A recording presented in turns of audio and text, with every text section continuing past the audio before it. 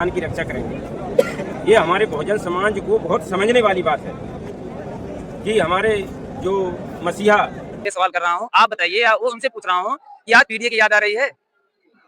PDA वो बहुत पहले से बना चुके थे, बस उस पर लागू नहीं कर पाए। कब से बनाए? कांग्रेस कैसे हितैषी हो सकती है दलितों की, कैसे संविधान की रक्षा करेगी?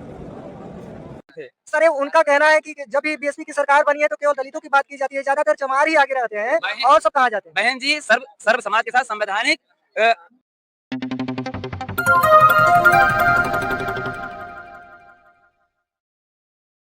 सर आप क्या कह रहे हैं पीडीए पर? हम ये कह रहे हैं कि अखिलेश यादव जी ने जो हमारे बहन कुमारी मायावती जी ने जो जिले बनाए थे महापुरुषों के नाम, उन्होंने जो काटने का काम किया है, नाम बदलने का काम किया, क्या यही है पीडीए? हम आपसे पूछना चाहते हैं, प्रमोशन में आरक्षण का बिल किसने फरवाया? सर ये वो चेंज किए तो वो बताएंगे कि मैं बताऊंगा? नहीं, वो तो पीडीए की अब बात कर रहे हैं। हम आपके माध्यम से पूछना चाहते हैं, उनसे पूछना चाहते हैं, उन्होंने क्यों बदला? आज पीडीए की बात याद आ रही है उन्हें? सबसे बड़ा सवाल मैं कर रहा हूँ यहाँ इस मंच के माध्यम से मैं ये सवाल कर रहा हूँ, आप बताइए। वो उनसे पूछ रहा हूँ कि आज पीडीए की याद आ रही है। पीडीए वो बहुत पहले से बना चुके थे, बस उस पर लागू नहीं कर पाए। कब से बनाए थे भैया? पीडीए सिर्फ अब याद आ रही है उनको। वो 12 से 17 के बीच में पीडीए का काम किया है। कुछ नहीं किया, हम तो अभी तो जुमला है उनका, ढेर सारी वैकेंसियां उन्होंने निकाली है, आर्मी का, पुलिस का, लैपटॉप बांटा, ये सब कार्य किया। आपकी बहन जी ने क्या किया? बहन जी ने बहुत नौकरियां दिया है। 1 लाख से अधिक सफाई कर्मी का भर्ती किया है, 88,000 विशिष्ट बीटीसी का भर्ती किया बहन जी ने। कितने काशीराम आवास दिया है, और थानों में जो है 23% जो है 80 बिरादरियों के लिए जो है थानेदारी में जो है थानेदार नियुक्त किए जाते थे। सर उनका कहना है कि जब भी बीएसपी की सरकार बनी है तो केवल दलितों की बात की जाती है, ज्यादातर चमार ही आगे रहते हैं और सब कहाँ जाते हैं। बहन जी, सर्व समाज के साथ संवैधानिक संविधान के हिसाब से कार्य किया है उन्होंने, सर्व समाज को भागीदारी दिया है। किसी भी चीज में, किसी भी आप योजना में देख लीजिए, अगर कोई अनदेखी किया हो बहन जी तो बताइए। हाँ, रिकॉर्ड बता रहा हूँ, पूछ लिए कोई। लोग अगर यही चाहते तो आज बीएसपी की सरकार होती, और आज बीएसपी की सरकार होती और आप लोगों के बीच में आपका सरकार होता तो ऐसा आपके जो विरासत है ऐसा दुर्दशा नहीं होता।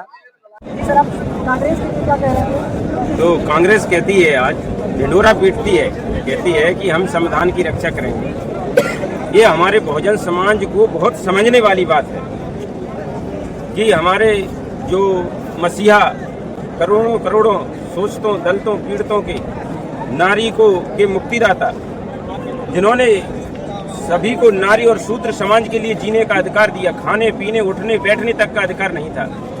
तो साथियों, उस समय बाबा साहब का निधन हो गया दिल्ली में, तो उस समय कांग्रेस की सरकार थी। अगर कांग्रेस बाबा साहब की हितैषी है, दलितों की हितैषी है, अभी ढिंढोरा पीट रही है, तो उस समय साथियों बाबा साहब के लिए वहाँ शमशान घाट में जलने के लिए जगह नहीं दी गई थी। बहुत कष्ट की बात है साथियों। उस समय हमारे मसीहा को, पार्थिव शरीर को बम्बई ले जाया गया। बम्बई भी साथियों जगह नहीं दी गई, वहां शमशान घाट में बाबा साहब को जलाया गया। कांग्रेस कैसे हितैषी हो सकती है दलितों की, कैसे संविधान की रक्षा करेगी?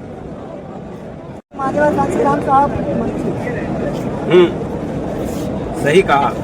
उस समय संविधान सभा की वो कमेटी का गठन हो रहा था, तो तिलक जी ने कहा था, लोकमान्य तिलक ने, कि बाबा साहब के लिए गेट का खिड़की तक बंद कर देना, बाबा साहब अंदर न प्रवेश न कर सकें उस कमेटी में, क्योंकि वो दलित थे, शूद्र थे, इसलिए उन्होंने कभी हित नहीं किया बाबा साहब का।